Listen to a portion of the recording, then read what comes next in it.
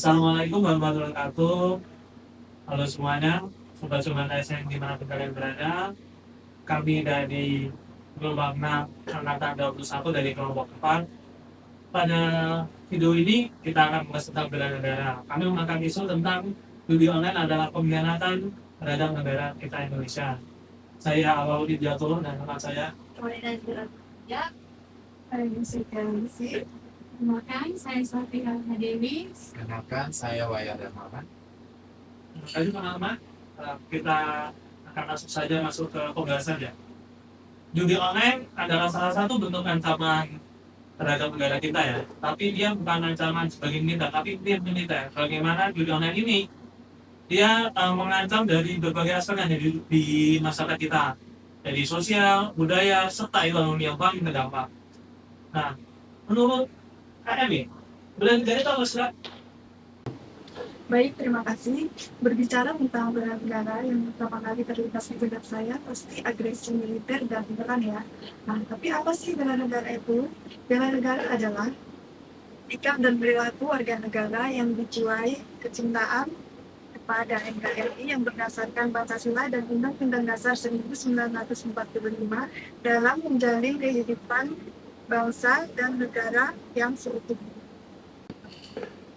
Di era kolonial, bela negara kita dengan mengangkat senjata melawan para penjajah demi kemerdekaan.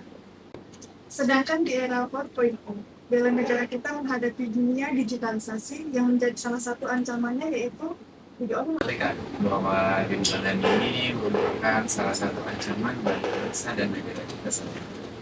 Menurut saya bahwa judi online ini diakui sebagai ancaman sistemik yang dapat menurunkan ketahanan nasional dari berbagai dimensi. Ini hanya saja bahwa anak-anak sekarang melakukan berbagai cara untuk dapat bermain di tempat. Judi online itu dapat menjadikan kemenangan sendiri sehingga buat kaum muda terlena. Nah, yang paling parah sih Kak dari dampak judi online ini, hal ini bisa mengancam kestabilan ekonomi negara kita loh. Di mana uang yang miliaran sampai triliun rupiah ini bisa menguap sampai ke luar negeri. Nah, hal ini kan bisa berdampak sama nilai mata rupiah kita. Bisa melemahkan nilai mata rupiah kita di luar. Yang paling parahnya lagi loh Kak, dari isu-isu judi online ini. Ternyata para pelaku ini bukan dari kalangan atas saja atau orang kaya. Ternyata dari kalangan menengah ke bawah atau yang kurang mampu loh. Dimana mereka ini berbeda sore masih bisa melakukan mereka ini loh. Nah, yang paling miris lagi loh Kak, mereka ini bisa sampai berakibat melakukan tindakan kriminal loh hanya untuk mengikuti judi online ini, sampai melakukan segala cara untuk menghalalkan judi online ini.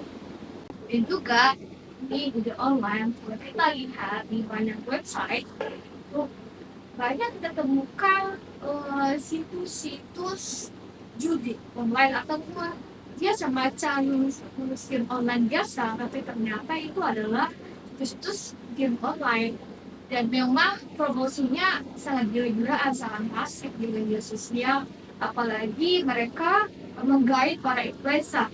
Nah, influencer ini mereka promosinya dalam bentuk live streaming yang itu dinonton oleh para viewersnya. Viewers ini ya ketika influencer itu main gamenya, yang main game itu mereka berulang terus, mereka mendapatkan uang dengan cara cepat ya, dengan cara instan, dan juga jumlahnya juga banyak, dan itu membuat para viewersnya itu malah jadi pengen main game online dan dia untuk main game online.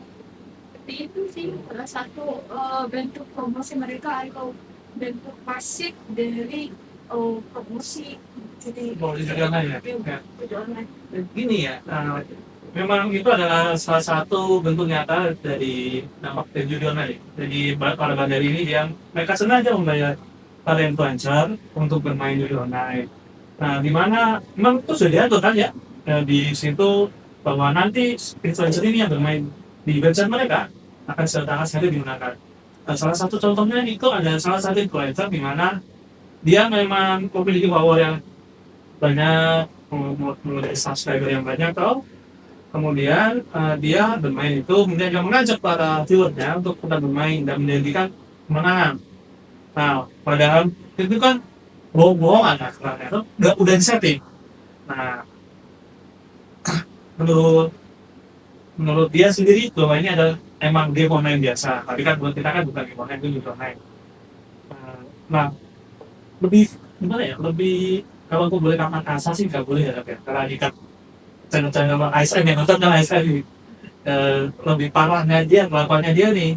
Nah, setelah dia ketahuan, dia itu perginya ke kampus dan luar negeri, ke markas-markas atau emang badannya itu emang di situ tinggalnya. Nah, di mana dia menikmati hasil dari judi online dan dari uang-uang yang dari yang platform itu no, ke dia maksudnya yang dia umumnya ke dia, kemudian nah lebih anehnya lagi Kamboja ini dalam peraturannya judi online ini mereka biarkan karena penghasilan dari judi online ini mereka buat untuk infrastruktur yang ada di Kamboja. Nah, ini ada satu fenomena yang menarik nih kamu. Pada zaman dulu nih di Jakarta ada salah satu gubernur lah, kita aku sebut aja lah, Pak Ali Sadikin. Nah, Pak Sadikin ini dia sengaja memberikan izin kepada kasino, di mana pendapatan dari kasino ini dan hasil kasino dan pajak-pajaknya dimasukkan ke APBD dan bentuk sebagai APBD ini diawasi secara emang secara apa ya namanya, secara emang harus diawasi secara baik lah sama dia beliau ini dan untuk infrastruktur yang ada di Jakarta. Kalau boleh nih, tapi ini menurut keyakinan saya teman-teman ya. Menurut keyakinan saya nih, dari salahkan nih. Gak bisa disalahkan dong, menurut keyakinan saya. Bagaimana nih, kalau kebijakan dari Pak ini, kita lewat dari Indonesia no, hasil dari judi online, dari pajak-pajaknya, kita bangun untuk infrastruktur yang ada di Indonesia. Ya, segitu karena tidak online saja sudah bertentangan dengan mahasiswa dan undang-undang dasar. Nah, dengan cara kita artinya kita patuh pada peraturan yang ada di negara. Ketika kita melakukan online, maka kita melibatkan undang-undang dan ilegal, itu berarti kita sudah tidak menghargai atau tidak mematuhi kedaulatan hukum yang ada di negara.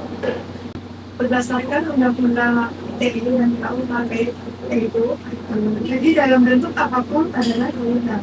Nah, ada penelitian yang mengatakan bahwa judi online memicu kerusakan dopamin di otak yang sama bahayanya dengan narkoba. Pecandu kehilangan fokus untuk belajar atau bekerja secara profesional. Iya, betul sekali Kak, bahwa judi online itu selain menurunkan kemampuan manusia, judi online itu juga menghilangkan karakter. Judi mendorong perilaku manipulatif, berbohong, bahkan perilaku kriminal untuk mendapatkan modal. Judi ini juga tidak sesuai dengan karakter Pak, berarti yang harusnya bersifat jujur dan berintegritas. Hal ini dapat merusak moral dan produktivitas saat kerja. Jadi salah satu cara untuk menghindari judi online ini adalah moderasi. Nah, literasi digital yang baik ini kan sebenarnya bisa membantu seseorang untuk membuat jebakan Batman di internet mengenai dirinya. Benar ya, ternyata banyak para promotor judi online ini menggunakan atau membungkus judi online ini seperti hal-hal yang terlihat rapi begitu agar bisa menarik para pelaku judi online. Contohnya mereka ini menggunakan akun besar dan biasa. Bahkan saya menggunakan akun sosial yang dimana followersnya itu banyak. Nah, di sini besar gamifikasi, di mana aplikasi ini sebenarnya terlihat seperti game biasa, namun ternyata menggunakan uang asli, hasil artinya kan juga ini. Nah, mereka ini tergiur dan merasa, wah, saya melihat dengan influencer ini, dia ini menang dan mendapatkan uang seperti ini. Nah, hal ini yang membuat mereka ini malah menjadi menarik perhatian mereka sehingga mereka jadi jagoan. Ya, tahu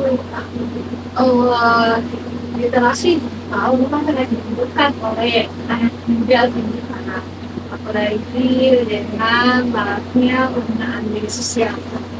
Nah, literasi digital ini terlibat berat yang membantu anak-anak muda untuk membedakan mana yang betul-betul game online, mana yang memang video online. Selain literasi digital, kita juga butuh anak muda itu butuh yang namanya literasi finansial. Gunanya apa? Jika anak muda punya kemampuan itu, dari hal ini bisa menggunakan uangnya buat apa? Buat ditabung, buat untuk apa namanya investasi. Bisa juga kalau mau main reksadana, main apa? Terus ada namanya juga tabung emas, ya investasi emas. Terus juga bisa untuk uangnya di deposito bank. Kemudian ada juga namanya manajemen keuangan. Jadi anak muda itu bisa membedakan mana yang betul-betul kebutuhan, mana yang memang untuk keinginan, untuk mendahulukan kebutuhan daripada keinginan. Dan juga literasi finansial ini, ya dan juga literasi digital dapat membantu anak muda untuk meminimalisir lah dampak dari dampak buruk ya dari judi online. Misalnya itu penumpukan lah, utang lah, pinjol, curhatan ya, dan juga judi online ini ya dampak lainnya itu membuat keterlibat. Ya, jadi kan kalau kita main, misalnya ada orang yang main judi online, dia menang-menang awalnya saja, terus kemudian setelah itu dibikin kalah. Ya uangnya sudah habis, bangkrut, akhirnya dia kepinjolan, berutang-utang, ya malah makin lah. Karena kayak minggu tentang literasi finansial ya.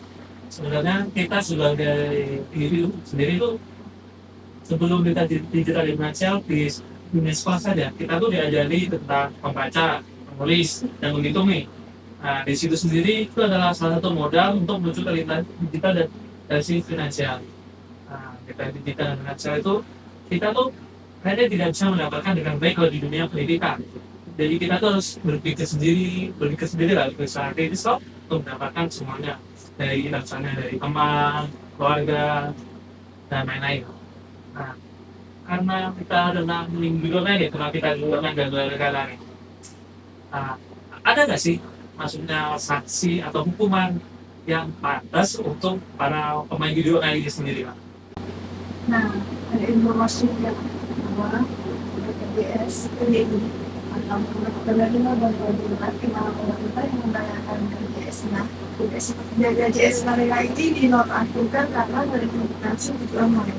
Nah, pemerintah sendiri melalui Kementerian Sosial melakukan kesehatan Epadu, kesejahteraan sosial, ini yang mendeteksi melakukan transaksi di online ini dianggap mampu secara finansial dan menyalahgunakan bantuan pemerintah, sehingga pemerintah akan memblokir seluruh bantuan yang mereka terima, bukan hanya bantuan sosial melainkan bukan hanya BPJS, tapi semua bantuan sosialnya.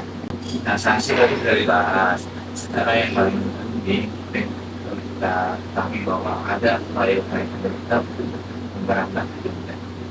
Nah, pemerintah sendiri sudah membentuk Satgas Anti Visual Rem. Dia fungsinya untuk memberantas jaringan keamanan. Selain itu, pemerintah juga telah melakukan pembentukan aduan undang-undang ITE dan KUHP. Di situ menjadi dasar untuk memberikan ancaman kepada landarnya dengan denda 1 miliar dan juga penjara bagi pihak yang mendistribusikan konten. Saya lihat sendiri di acara salah satu TV swasta di mana ada suara masyarakat lain coba komunikasi di media market di mana suaminya ini kecanduan di online. Awalnya sih suaminya menang, lama-kelamaan dia ini 3 bulan mangkal. Lama-kelamaan dia nggak bisa modal, mulailah dia menjual kalau belum tahu mereka. Setelah itu barang sudah habis dalam rumah, malah dia melakukan video pembunuhan lagi. Nah, ini kan sangat berdampak ya karena kestabilisan di dalam rumah tangga. Nah, hal ini bisa berdampak buruk kepada pencahayaan. Untuk mencegah banyak yang obat online, maka kita sebagai ASN yang menghormati blockchain dan juga sebagai ASN akhlak memberikan contoh yang baik bagi masyarakat dan juga mengedukasi masyarakat mengenai dampak buruk dari judi online dan juga mendukung kepada pemerintah untuk memberantas judi online. Dan juga ini bukan hanya tugas dari pemerintah saja, tapi juga menjadi bagian tugas dari masyarakat ya, untuk memberantas judi online. Baik teman-teman, kita semua setuju ya bahwa judi online ini adalah pengkhianatan terhadap negara kita. Sangat. Dari judi online ini, dari teman-teman telah kita ngobrol, judi online ini bahwa dampak buruk terhadap tatanan nilai masyarakat dari tatanan ekonomi, sosial, dan budaya. Nah, di mana kita negara Indonesia memiliki program pada tahun 2045 kita upload generasi emas. Jadi mari kita semua katakan tidak pada judi online.